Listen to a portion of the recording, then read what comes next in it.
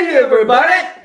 Welcome to another live stream episode of 10's Live. Right.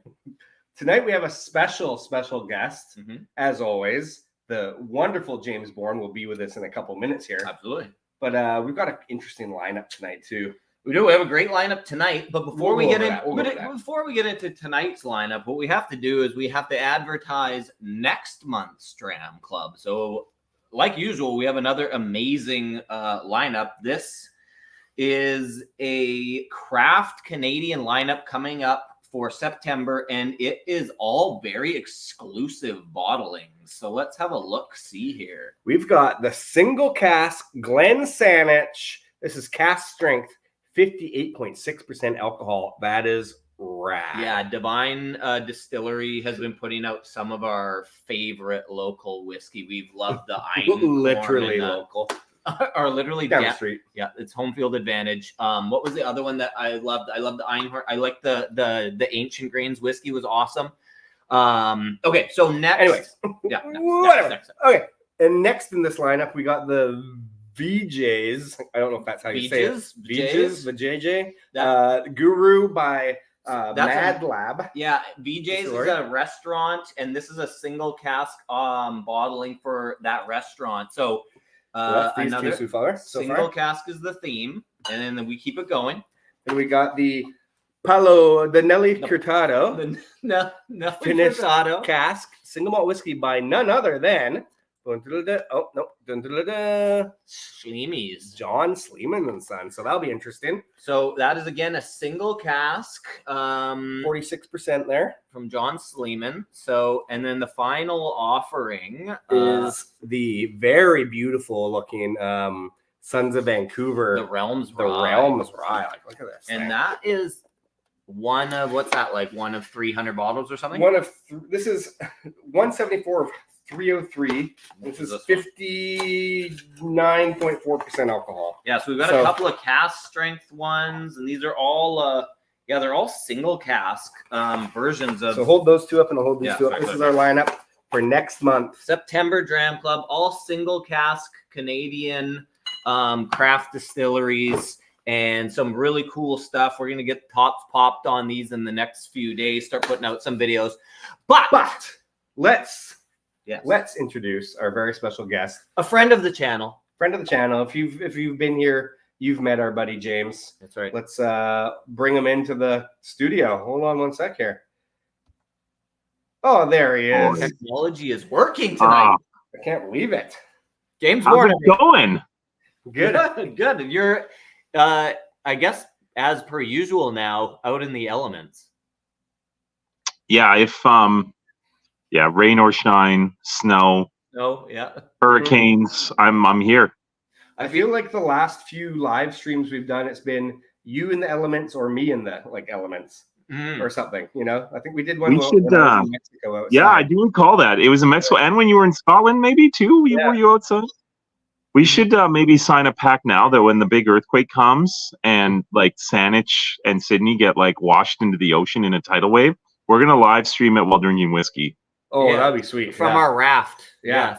From your raft. Sea will have waterfront officially by then. Yeah, that's true. My property value is going to go through the roof. Yeah. Right? We can talk about like the notes of the sea in the whiskey. That's right. Oh, yeah. We'll do a coastal whiskeys theme. For sure. We can do that. We always thought if we ended up cashing in all of our tens upon dollars of Bitcoin, we would buy a boat. You bought $10 worth of Bitcoin? SEA, Trinity Sea SEA is the boat we're buying with our Bitcoin.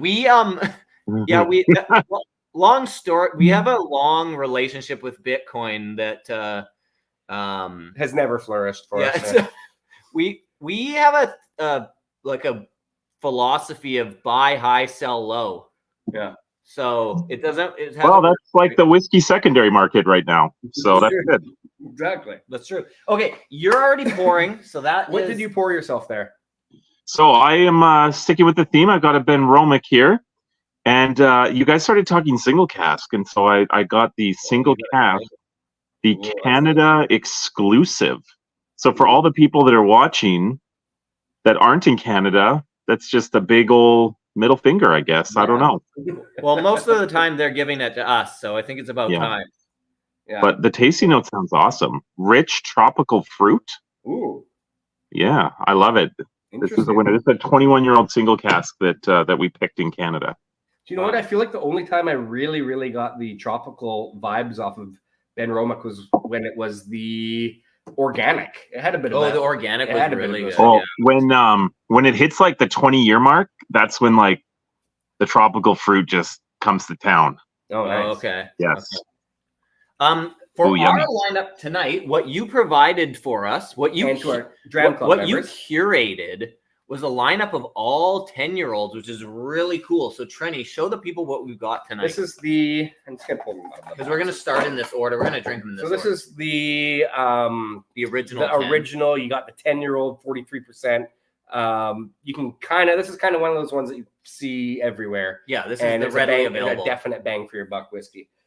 Okay, then we've got this one's like really special to us because that's from I think maybe about 7 or 8 years ago. Yeah, I believe so. Put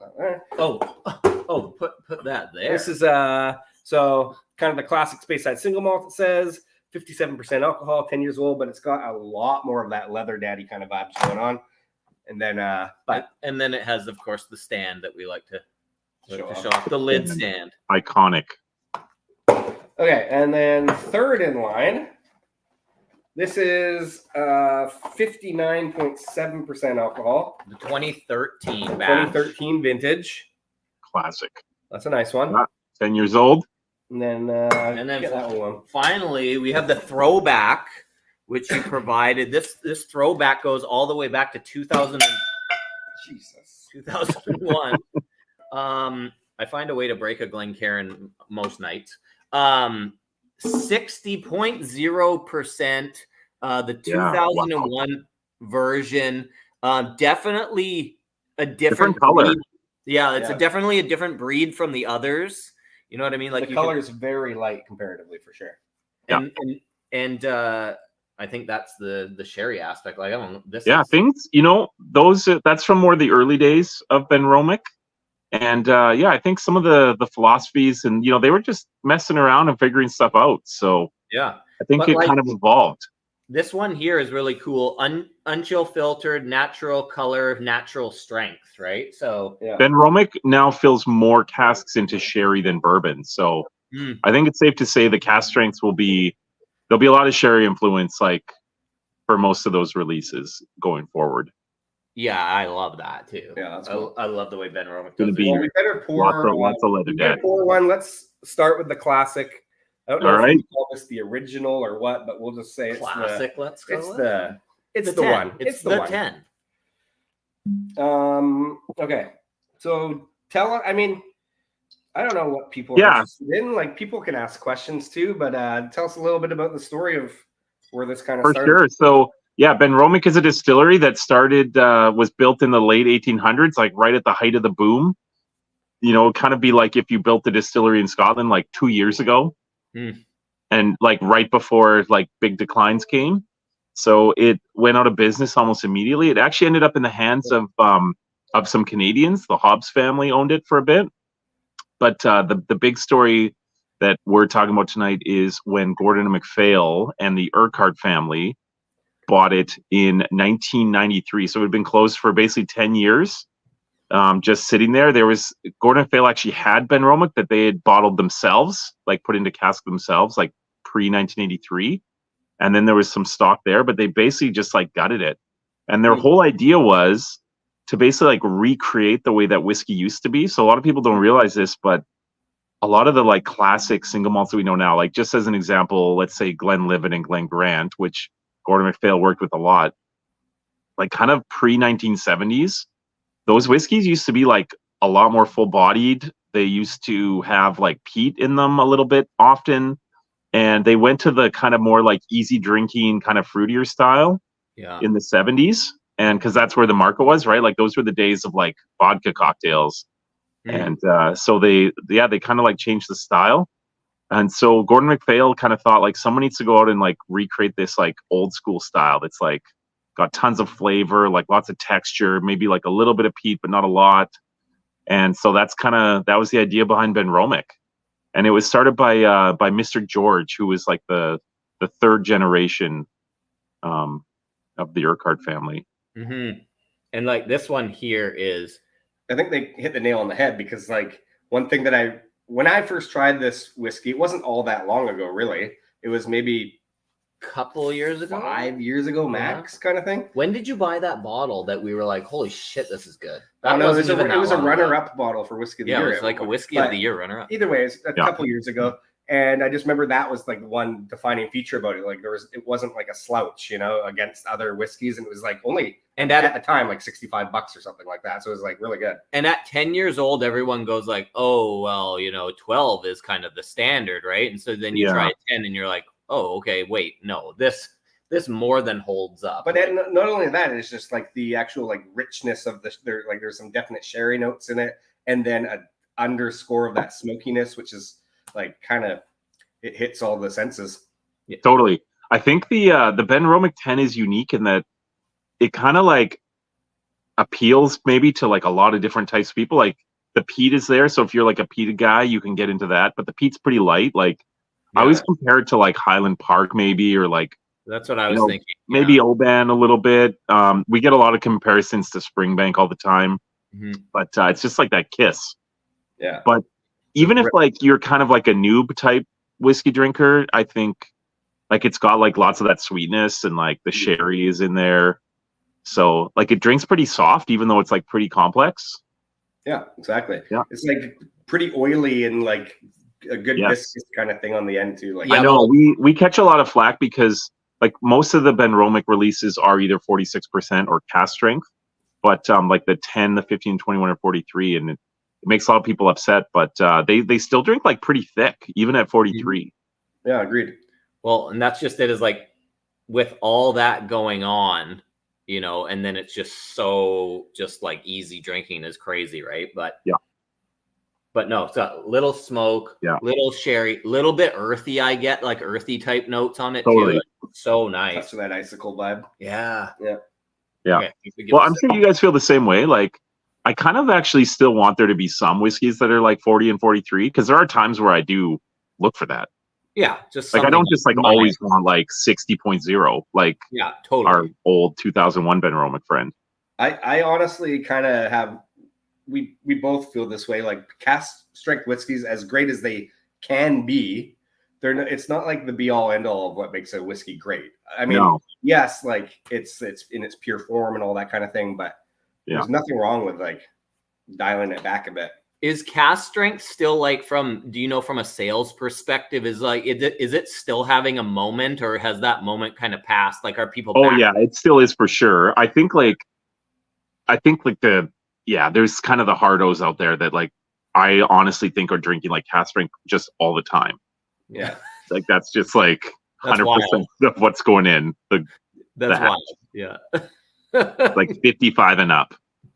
But and Gordon MacPhail is like great for this, because like their cask storage is like so pristine, and their cask quality is so pristine that a lot of the single casks, like even this 21-year-old, like what would you guess a 21-year-old single cask, the ABV?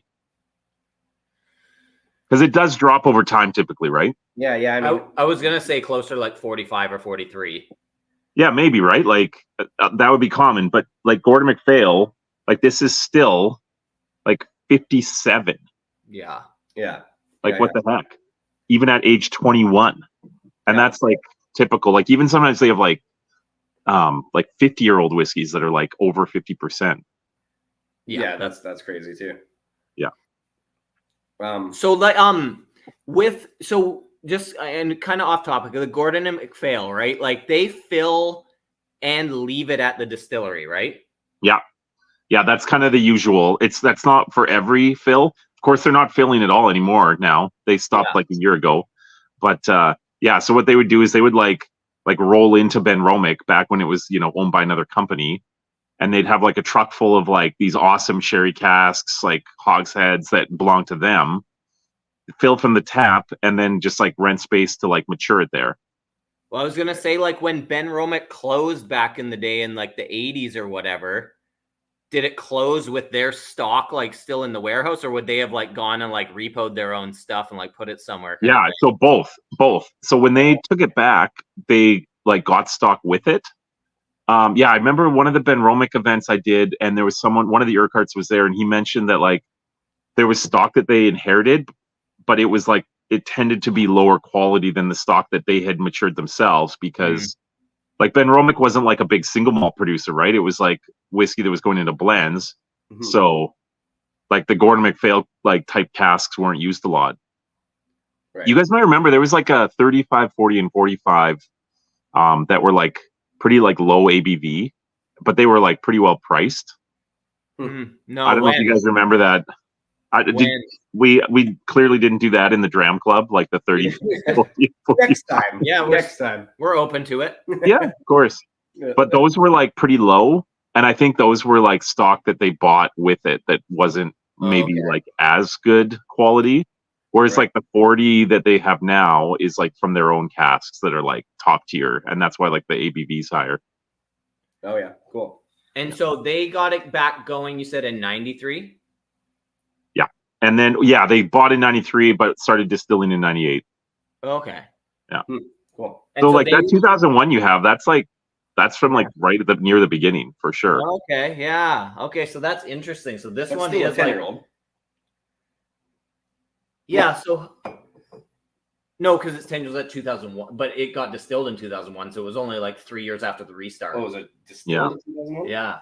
Oh, distilled 2000. Yeah, bottled 2011. Right. Oh, I see. Yeah. Okay. So they would have been they're using like the stills that were left at the distillery after it closed, kind of thing? They totally restarted. They They like gutted it. Oh, okay. Yeah. Interesting. So I know the stills are pretty small at Benromach. Like they're about the same size as the stills at Shelter Point. Okay. Yeah. So it's pretty small operation. Oh, interesting. Yeah. Yeah, the production I think is like about 350,000 liters, so I think like pretty comparable in size to Springbank as well. Cool.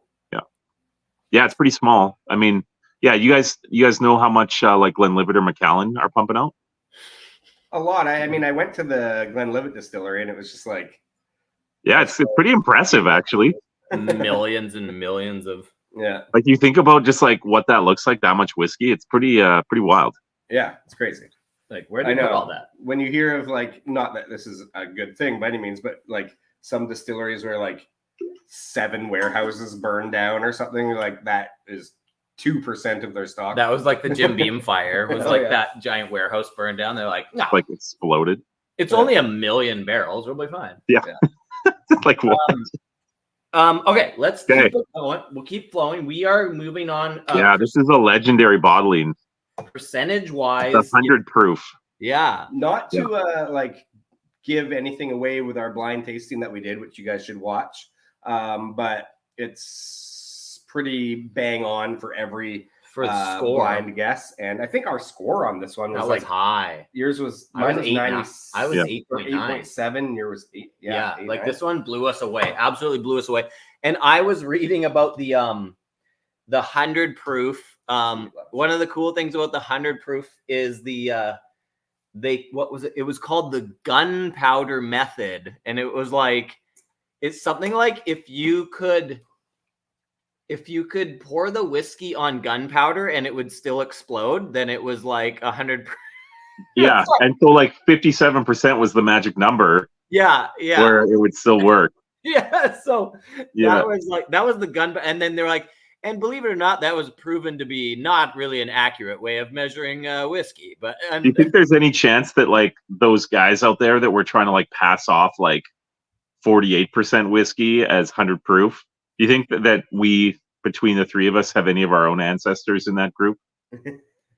Potentially, you do, I for probably sure. do somewhere in there. He's got the Scottish blood for sure. Yeah. And I have for sure. There was some like. I can just see they light the gunpowder and then like have a duel afterwards to settle the dispute. Exactly. Yeah.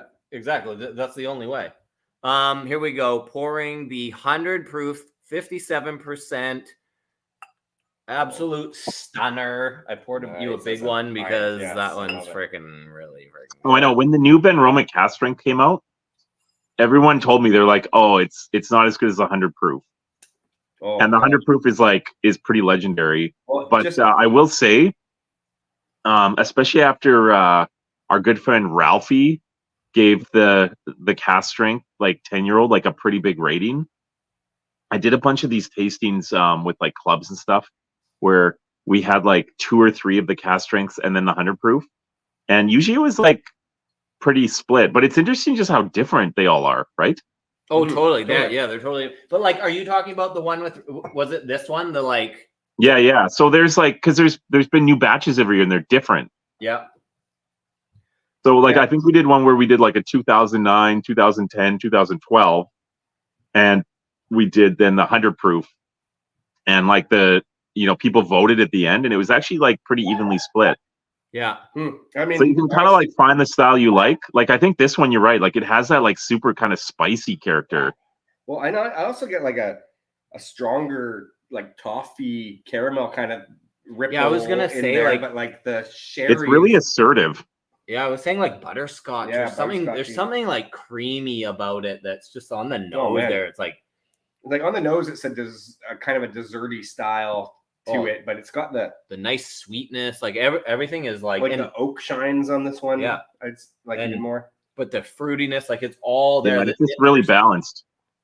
It's super nice. And that's just like on the nose. I remember like doing the blind tasting, going between the 4, and there's just like, for me personally, everyone has their own thing, but it's like it was instantly recognizable as something that my brain sparkled with. Yeah, he chose it on the nose and the palate of the blind tasting, and it was like, I know. Sometimes when you taste stuff, that's what's brilliant about your guys' like 10-second review. Sometimes that like quick brain snapshot is actually like better than if you like wrote a whole page tasting note. If you really overanalyze it. Yeah, and that's what we found was like we started doing like blind tastings, and they were taking what we went through it and went back and then went through it. And like the more times you went through it, the more confused you got. It was like, it always came down to your initial thought was actually the most accurate one, because it was like, it was that first sensory when you took it in, that was the truth. And then after that, it started getting muddled with everything else. Well, we also used to do it where it was like a 15-minute review for each of us, like going between them, like, and then putting like,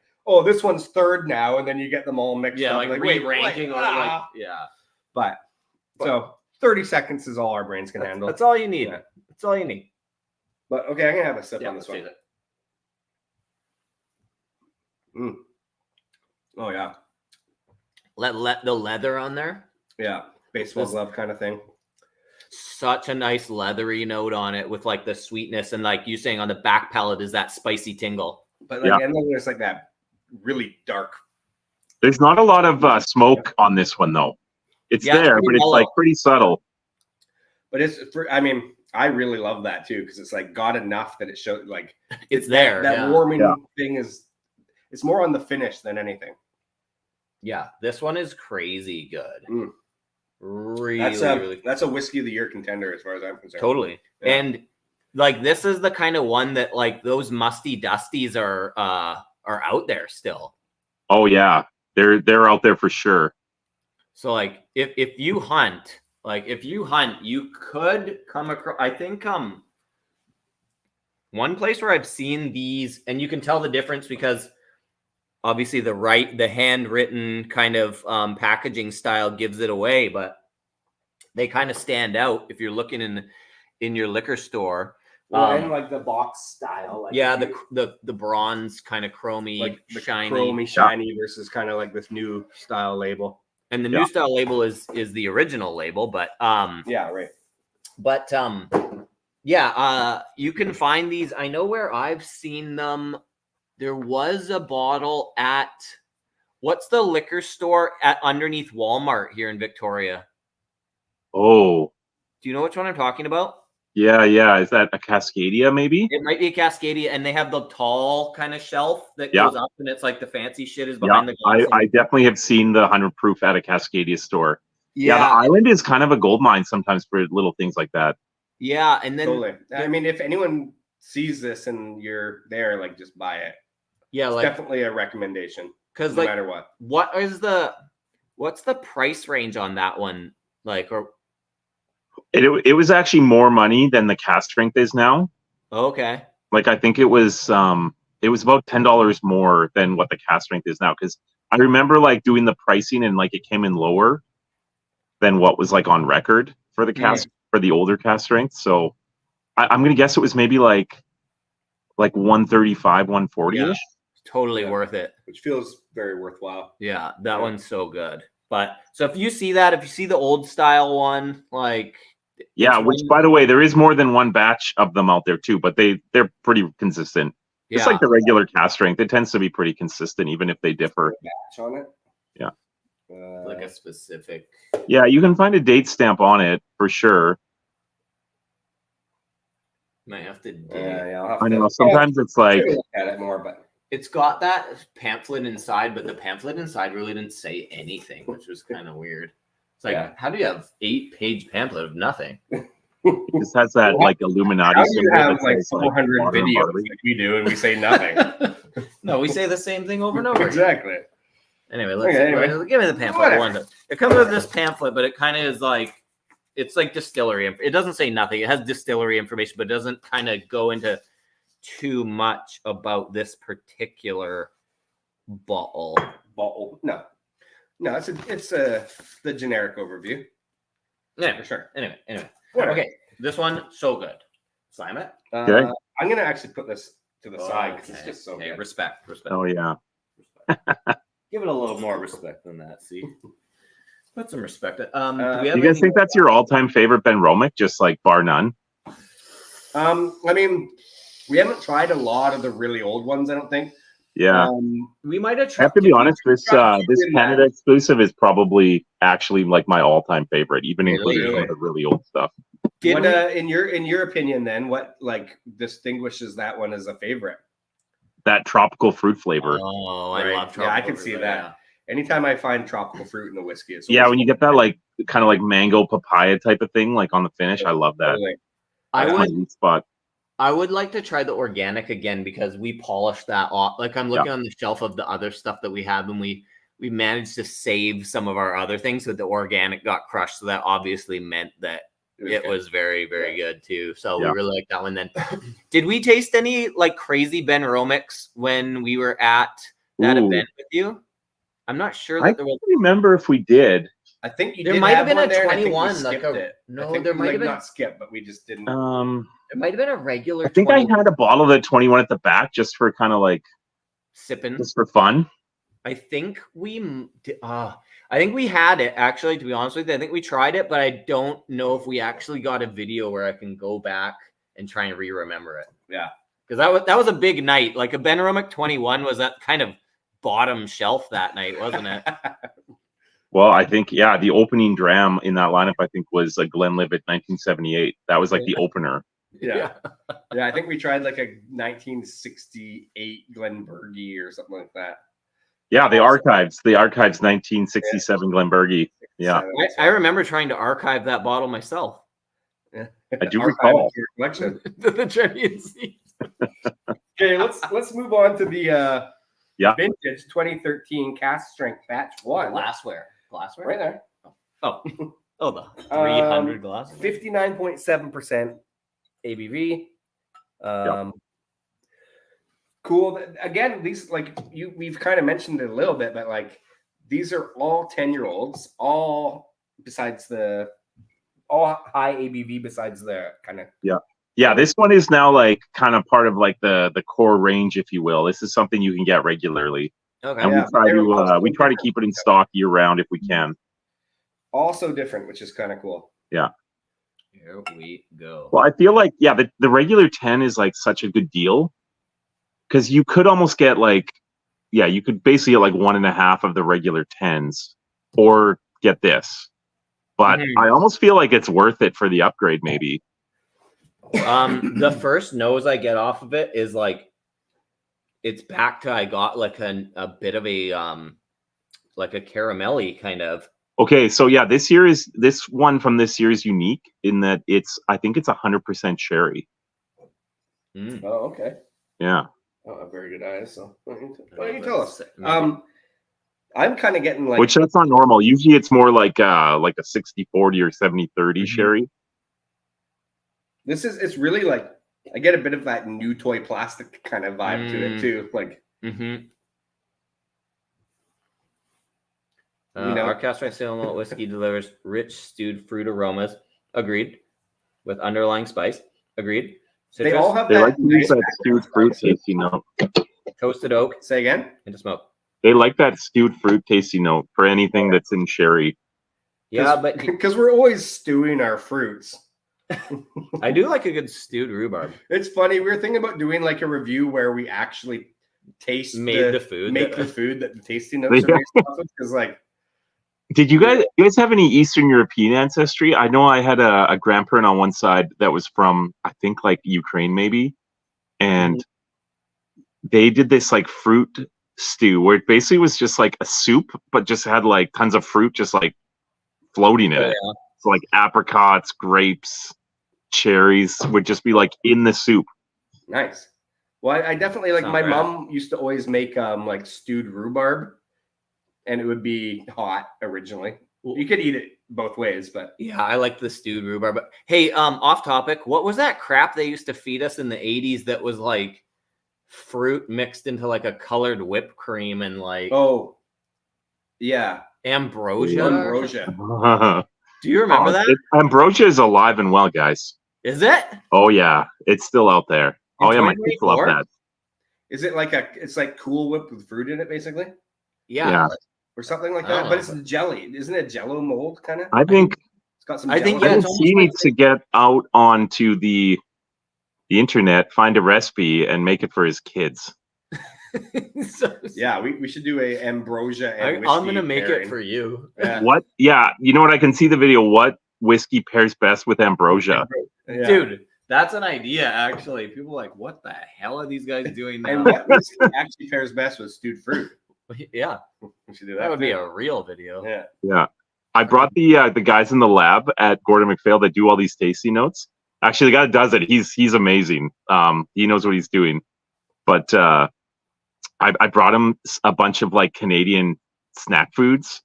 So we had the coffee crisp bars, and he tasted this. He's like, "Oh yeah, this is a flavor like that you get in whiskey sometimes." So I told him, I'm like, if there's ever a Canadian exclusive bottle and you get that note, like please put coffee crisp on the label. As the tasting note. Yeah. Well, you know what? We'll deal with the copyright stuff later. Yeah. That's fine. Yeah. No, that's great. Yeah. Only use Canadian tasting notes for Canadian whiskey. Right? Like ketchup chips, like beaver tail or whatever, like those, what are they called? Like flapjacks. Yeah. Hotcakes, or is that an American idea? Hotcakes might be American. I mean, if you had a bottle and the tasting note was coffee crisp and ketchup chips and maple, I mean, that sounds all right. Yeah. With a hint of poutine. Yeah. It's got that salty, it's not the salty sea brine, it's like the salty gravy from poutine. That's right. Okay, let's taste the stuff. So, and the last note I got off the nose was a little bit of that, like the earthy minerally-ness. This has a little bit more of that peaty vibe than the last one we just had. Oh, that's right. That's the taste is exactly what I was. Yeah. It tastes like sucking on an icicle, but like in a mild way. Yeah. Not like a mild icicle, like barely frozen. Off of a roof that doesn't have a lot of moss on the top. Yeah, it's not as like bold and brash, even though it is like a pretty bold whiskey. I think having it after the 100 proof, like it's a little bit more civilized. Yeah, I mean 59.7%, like it's no joke, that's for sure. But it's still like, I guess one thing that cast strength whiskeys have for people that are lovers of it is it's right in your face and you get every note, I guess. But sometimes I like to dial it back because actually those notes come out a little bit more. I also don't know if I've just grown immune or if these are just really drinkable at 59.7%. Like I feel like it might be a bit of both. I could drink it all day. Yeah. That's the problem. That's the thing though. It's like this one's pretty drinkable at 59.7. Like I don't need to. No. Speaking of which, boys, I'm going to be taking off here in a minute. Mm-hmm. But I'll just say a word about that last one because essentially it's 60%. This one, yeah. But this one, believe it or not, was also a dusty find, like not that long ago. Yeah, this bottle is like that one's bigly hugely, as we like to. Yeah. Yeah, this one I think is a completely different beast, and we'll go into this one when you leave here. But I know it does kind of feel like the recipe wasn't quite sorted out when they made that. Well, it almost feels like there's no. It's more of like a bourbon barrel style. Well, it's 100% bourbon. Oh, okay, well, but it's also not like you said, it's not quite as rounded as the other ones. It's not quite as like you said. Maybe it is that you're 3 years back into doing business and you haven't found your personality yet, or whatever. I think too that a lot of the sherry casks that they filled in the early days were these like those bigger sherry casks that are more like meant for like long term aging. So I think, I kind of reading between the lines in some of the work I've done with Benromach, I think some of those early casks are kind of like destined to be like super aged whiskeys like down the road. Yeah. I mean, they're but again, in the Benromach lineup, all the 10-year-old cask strengths and just 10-year-olds in general, totally different animals from each other. Yeah, there's a lot of variability. It's fun. Distinct, which is cool. Yeah, the regular 10 is super consistent. And even like you get bottles from like 10 years ago and they taste identical to the like batches now. Yeah. But awesome. The cask strength special editions, there's lots of fun. Hey, you do your thing. You do what you got to do, and thanks for having me, guys. Hit us up next time you're in town. Yep. We'll get on the training sea wagon again. That's right. That's right. It's been a while. Yep. Okay, buddy. Have a good night. Thanks for joining. Talk to you later. Okay. Good night. All right, peeps. We are going to carry on. We're going to carry on. We got this what's in our glass here, and then we'll kind of get into this last cask strength, 60% alcohol. Look at the color on this thing. It's so different than this is the example of that's the 2013. Yeah. The darkness. And then like, is this the darkest one? The 100, maybe? Yeah, it's probably pretty freaking dark. Well, that looks pretty dark too. Oh, that one might be darker than this one. Yeah. Anyway, whatever. Cool. Well, that was fun.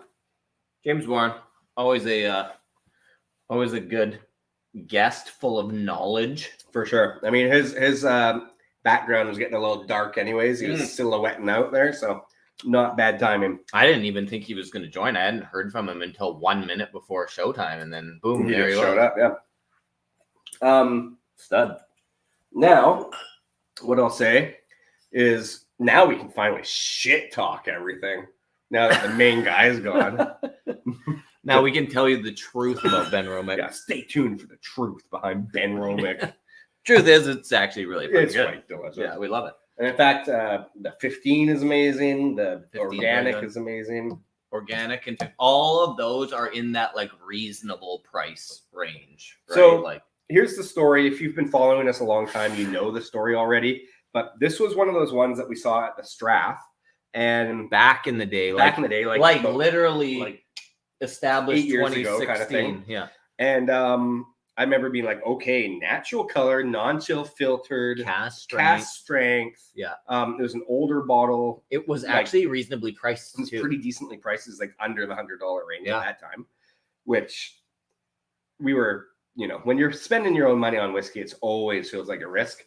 But one thing with this bottle, we knew our cask strength whiskey, but this one kind of just came in a bit hot at the time. Oh, yeah. And I don't want to say it was a disappointment because it was still good, but it's definitely like some cask strengths are better than others. And this is kind of goes with our point earlier about the idea that cask strength isn't necessarily the be all. It's not the bee's knees. And this one is like, you got cask strengths that you can have a few drams of, or you can put back. This is more of like a one and done. Because it is a bit bitey. It's got it's like James said, like they're a few years in at this point, and it's not as well rounded as the others. But if you want just the raw, if you just want the raw talent, there it is. But it's a completely different experience too, because it's got a little bit more of that like lemon rind, like brighter, crisper, like citrus notes. Yeah, there's none of that. None of the fruitiness, really. It's really the grain really shines on this one. Like it's quite a grainy version. And then it has the honeys. There's some honeys in there. Yeah, and a little bit of a sparkle. It'll make your nose buds tingle. There's no doubt about that. 60% is potent on this one, which is interesting because the last one we had was 59. 59.7. 0.7. It's like basically the same. Basically the same, but like super it's crushable. Just totally different whiskeys. So let's see what happens when we drink it. Yeah. Do you know what? It's good. However, the one thing that seems to me is like it's younger than a 10. Like it seems a little young. Yeah, it drinks with that the tart and tangies. Yeah. Right? It has a little bit of tartness, a little tangy. It's a little prickly. But you know what? It's a cool experience in this lineup. And those of you who have the lineup at home from Dram Club can taste along and watch this later if you're not watching tonight. And it helps you calibrate. Yeah, like I think it's really interesting to have this one in the lineup because, again, the historical sense of it, but like such a different animal, totally different. And I think he said it's 100% bourbon cask, right? So which makes sense. Which makes a lot of sense because it's got more of those honey kind of notes there. And so this one, the packaging on this one is you go from the tube, you go from the tube to the copper tone box to the modern white paper box. Yeah. So whatever one you like the best. I personally this is my favorite. I like shiny things. And you know what the other thing is that we have somewhere buried in the Trinity Sea library, we have one of those copper tone ones. Oh, that is untouched. A 10-year-old, but it's not the 100 proof. Oh, it's actually like that version of the 43. Oh, really? Yeah. Interesting. I thought it was the cask strength. Upon further review, it was not. Disappointing. But who knows? It might be really, really good. Shucks. It's weird. Like whiskey's weird that way because a good example is the Benromach 2011. Oh. The Canada exclusive. Like it was 10 years old. Sub $100 bottle. Yeah, it was like $89. Unbelievable. One of the best whiskeys in the last 10 years, I'd say. Yeah. And then the 2012. And then it's the 2012 one. The next year is completely different. It doesn't taste anything like it. And it's not that it was a bad whiskey or anything like that. It's just rarely there's such thing as a bad whiskey these days. No, it's just that you are hoping for it to be like the 2011. Yeah. Which in a way, this one is kind of that one in this lineup. It's like that's the 2011. It's the banger. It's the banger in the lineup for sure. And noticeably so. Our opinion, but I'd like to hear your guys' opinion on that. They got to try this lineup. I mean, Jordy Burke said 100 proof awesome. So yeah, I mean, there you go. That's the current comment we're gonna go with. So yeah. So this okay. One thing we want to do now that we've tasted through the lineup is for those of you that are still sticking around, introducing next month's Dram Club lineup. Again, we have a Craft Canadian month that features the Divine Glensaddich single cask strength 58.6%. Divine is putting out absolutely stunning whiskey right now. They're doing awesome. Yeah. Love their stuff. We've got Mad Lab putting out the JJ's Guru. So that's going to be interesting. We have not tried this at all, so we don't really have anything to say about it yet. It's essentially a barrel pick from BJ's restaurant in Vancouver. Yeah, so that's cool. That's two single casks. Sandalwood finished. Yeah, it's an Indian restaurant, so it's almost like they went with that theme. So sandalwood finish. I mean, are we going to get the corianders and like the kind of like after dinner like the mouth fresh thing. Okay. And then another single cask that we have. Boom. This is the single cask Palo Cortado by John Sleeman and Sons. This is going to be very cool. This is a beautiful bottle. And look at the bottle, actually. So this is a single cask version. Beautiful bottle. You won't see this one around. So another opportunity to try something very exclusive, and then we round out. Yeah, I mean, hit us up now if you're interested in buying into the Dram Club, because there's only so many spots. Yeah. trendyandc@gmail.com. Hit us up. Let us know if you're interested. Because like things like this, like we're saying, they're all 100% single barrel. You'll never see them again. So might as well try it. And then finally, this one we really highly reviewed. If you remember, Sons of Vancouver won the Canadian Whiskey of the Year with 2 years ago. 2 years ago with the Palm Trees and a Tropical Breeze. What was it called? That's what it was. Palm Trees and Tropical Breeze. I think this is better. I agree. Yeah, I agree. This is the Realms Rye, and this is from their new series, Citrus and Botanicals. That's literally the flavor profile. 100% rye whiskey, single barrel. Look how beautiful this thing is. Like look at the look at the back. Turn around. It's got like all the kind of like wood fired, it's like engraving. It's like Booker's box on steroids. Like this one is like, this feels like custom. This is heavy. Like Booker's is that like thin kind of. Does it pull out? Yeah. Oh yeah. Booker's is that thin kind of wood. This is heavy. This thing and look at the design on it is really, really pretty. 100% rye, 174 bottles out of the 303 that was in this thing. Release only one release. You look at like, and then this is cool because it shows a flavor profile, like a flavor wheel at the back of where the flavor it sits. web. Yeah.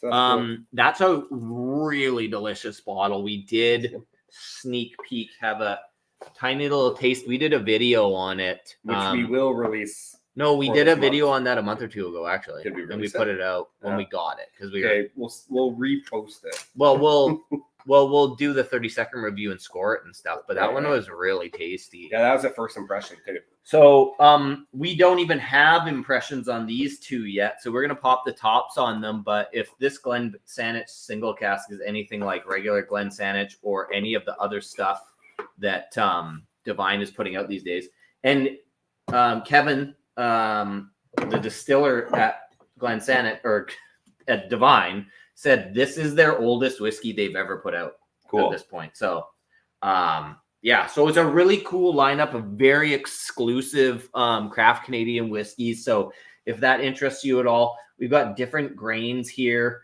I think these three are single malts, and then I believe this would be a single malt too. Yeah, that one is. Those three are single malts, and then this is 100% rye. I mean, it's a single grain. Which is a single malted rye potentially. There you go. But anyways, so again, go just email us. trendyandc@gmail.com if you're interested. We'll tell you all the deets on what to do. But this is gonna be September's Dram Club, a really cool Canadian lineup, really fun and super exclusive stuff. So anyway, if that interests you at all, inclusive, because we're including you. Right. Yeah. DEI. Yeah. Equality. So we're gonna sign off. Thank you guys for joining us.